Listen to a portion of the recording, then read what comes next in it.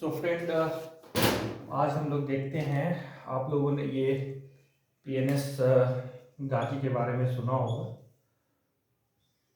आप लोगों ने ये पीएनएस गाजी के बारे में सुना होगा। तो हम इसके बारे में मैं बताना चाहूँगा कि ये एक पाकिस्तानी सबमरीन था जो 1971 जो इंडो पाक वॉर हुआ था, उस वॉर के दरमियान इंडियन नेवल सर्विसेज मतलब इंडियन नेवी ने इसे डुबा दिया था, है ना। और ये सिंक हो गया था और ये खत्म हो गया था। ठीक है, तो ये पीएनएस गाजी जो था ये पाकिस्तान ने यूएसए से लीज पे लिया था। क्यों लिया था लीज पे? क्योंकि इंडिया और पाकिस्तान की लड़ाई हो रही थी। किस बात को लेकर लड़ाई हो रही थी? लड़ाई हो रही थी बांग्लादेश के फ्रीडम को लेकर। बांग्लादेश की फ्रीडम को लेकर ये लड़ाई हो रही थी इंडिया और पाकिस्तान के बीच में। उस समय बांग्लादेश को 1971 से पहले बांग्लादेश को ईस्ट पाकिस्तान बोला जाता था, है ना माय फ्रेंड, आप जानते होंगे। और जो अभी का पाकिस्तान है उसे वेस्ट पाकिस्तान बोला जाता था माय फ्रेंड।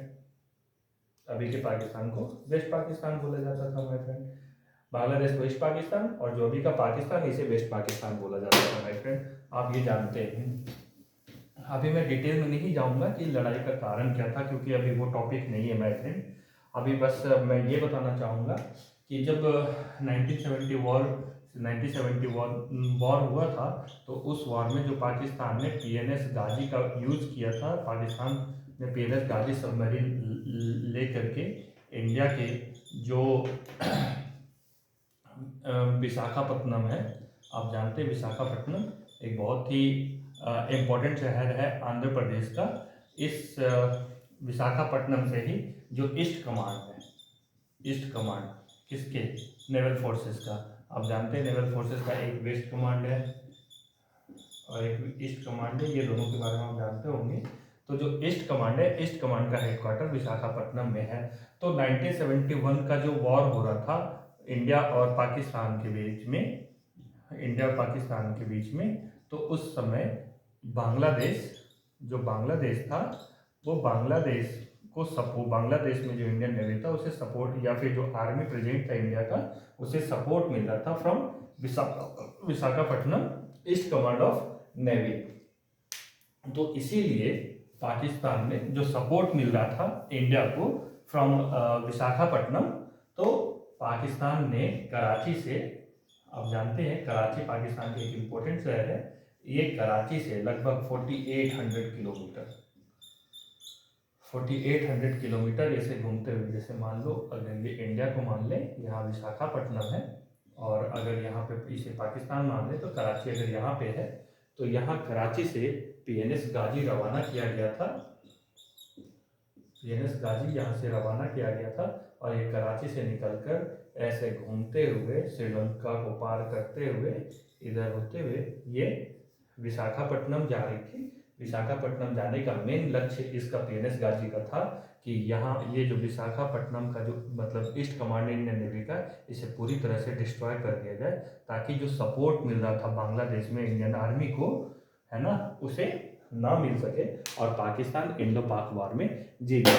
लेकिन पाकिस्तान अपने इस मंसूबे में कामयाब नहीं हुआ और उस समय जो विशाखापट्टनम में आईएनएस राजपूत एक डिस्ट्रॉयर था।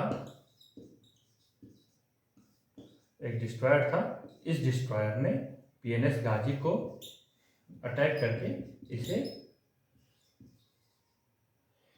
डुबा दिया था। ठीक है माय फ्रेंड, तो 1971 में इसे डुबाया गया और इसका जो मलबा है, इसका मलबा अब जाकर 2024 में रेस्क्यू किया गया my friend.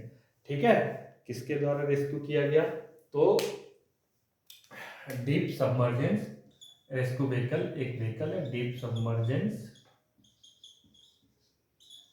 Submergence rescue vehicle है। इस व्हीकल के द्वारा जो पीएनएस गाजी का जो मतलब मलबा है उसे खोजा गया। ये मलबा कहाँ मिला माय फ्रेंड, देखते हैं।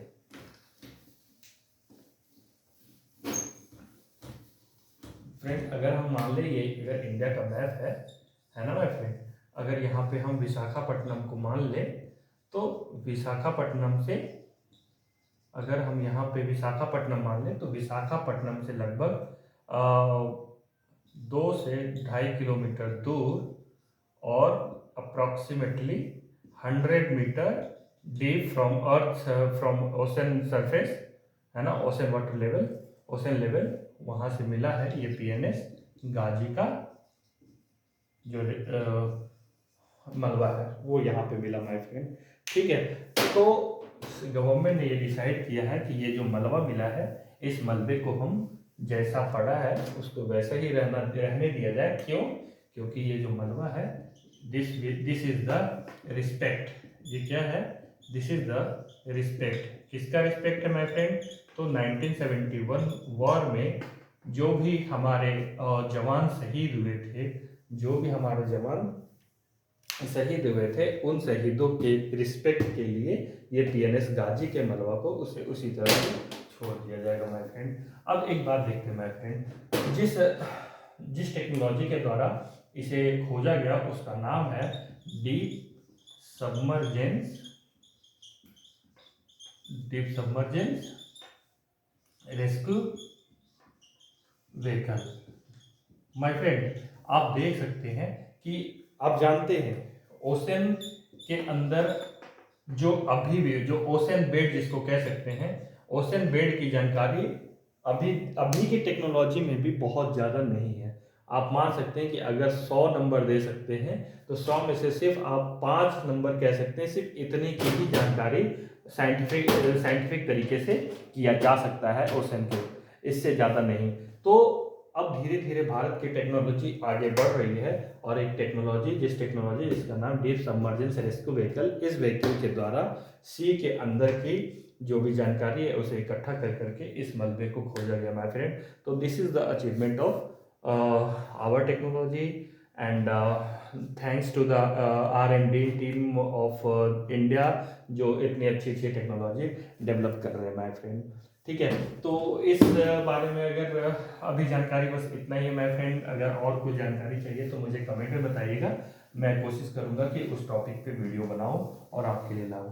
Thank you very much my friend. अगर आपको वीडियो अच्छा लगे तो लाइक करना मत भूलिएगा, कमेंट जरूर कीजिएगा, ठीक है माय फ्रेंड, और सब्सक्राइब जरूर कर देना माय फ्रेंड, शेयर भी जरूर कर देना my friend. This is a request to you. Thank you very much.